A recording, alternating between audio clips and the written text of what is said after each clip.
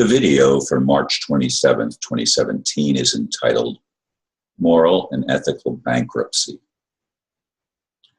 The world system that has operated for millennia, especially over the past few centuries since the House of Rothschild came into the forefront of global politics, is both morally and ethically bankrupt. Actually, so is the Roman Catholic Church and most religious enterprises. As much as I have tried to build bridges throughout my life, there remains a strong grip on Earth people's minds that holds us in a collective bondage. Revelation of this moral depravity is evident in the pedophilia and child murder scandals that have finally erupted into the conscious awareness of many humans. My Loveline experience made me realize how important it is for me to be able to connect with people and share more intimately what we are feeling and experiencing both individually and collectively. Church services simply do not meet that need for many others or for me. Ritual may have its place, but I feel its place serves the forces of darkness more than it meets the need for the enlightenment of humanity.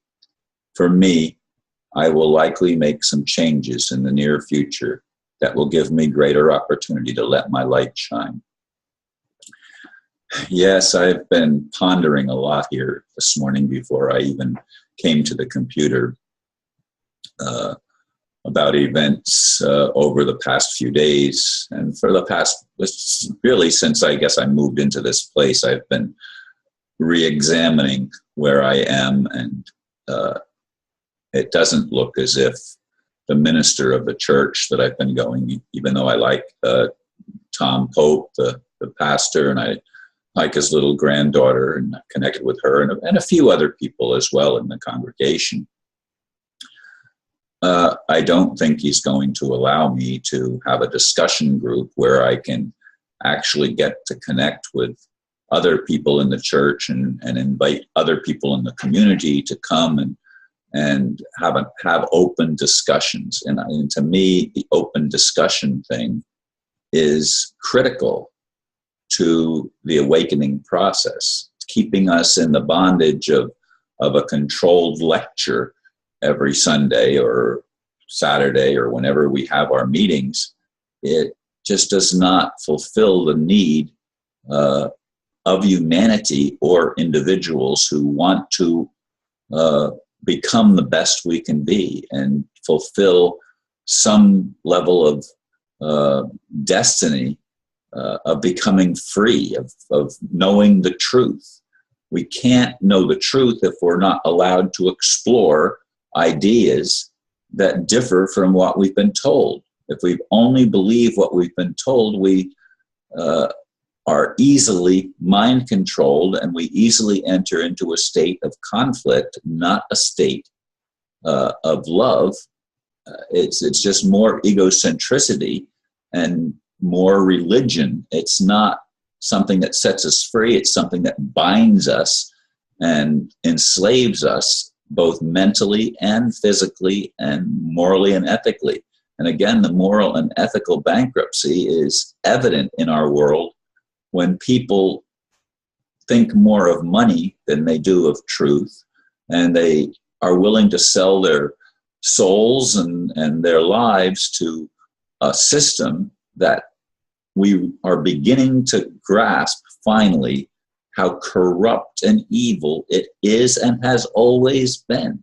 As I said, it goes back to that for a few hundred years, which is centuries, but really a couple of thousand years into the creation of Roman Catholicism and of the central control of religion, even after it went through the Reformation and stuff like that in Christianity. I see the fragmentation and segmentation that spreads throughout the world in all of the religions. Nobody wants to heal, and to heal we need to mix, not separate. Separation is the bane of freedom. collectively coming together to look at our lives and share our lives with one another is ultimately where we're going to be able to co-create something that actually works, not for controllers, but for the freedom of individuals to simply be themselves and to find the gifts, talents, and abilities that are within us individually and within us collectively. Again, it's both an individual and collective thing. It has to start with the individual, but it can't end with the individual. It has to be a broader scope than just one or two people here and there, and a separation of those people from the rest that are still kept in the lap of ignorance. Now, somebody sent me a video that I watched part of yesterday, and once the lady again talked about a separation, and I don't want to hear it. I don't want to hear how separation resolves the issues that we face, because to me that is simply not love. I don't want to hear more New Age BS any more than I want to hear old religious BS. Bullshit is still bullshit, and only being able to be ourselves truthfully and lovingly with each other, but especially truthfully. It begins with truth, and that requires us to express, to live out what we really are. Anastasia made it so clear as far as I'm concerned, and I'll be talking about that, of course, in my lecture tonight, and I believe my friend Steve will be recording it. And for those of you that live in other places and will not be able to attend, I'm grateful that some of my local friends, including some of the people at the workshop, are going to make an effort to be there tonight to hear my talk. Some of them have not been ever to that particular meeting, at least not since it was in my home and since I was the leader in the group. But anyway, folks, I am wanting very much, now that I'm in my own house, in my own home, I'm wanting very much to be able to reestablish my connection with a local community. I have felt so cut off from spiritual community over the past couple of years, or even 3 years, since I lost the ability to have meetings in my own home, as happened when my son-in-law had his DUI, and they ended up losing their home and having to move in with me, and then stay there for over 2 years. And it just everything has changed for me since that occurred.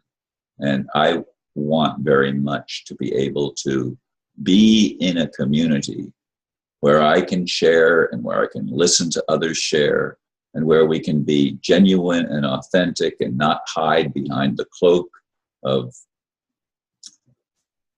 ritual and of formatted programs that are such that that we really don't grow. I need expression to be able, more so than just making videos every day. I need the expression and the contact, the hugs, and the physical and spiritual and mental connection with other human beings, because I think that's what it takes for me and for all of us to get out of the doldrums and the binding and the bankruptcy that we've been engulfed in all of our lives. It's all we've known for the most part, and it's time for the awakening to go into high gear. Anyway, there's lots more that I could talk about, but that's all for now. Namaste.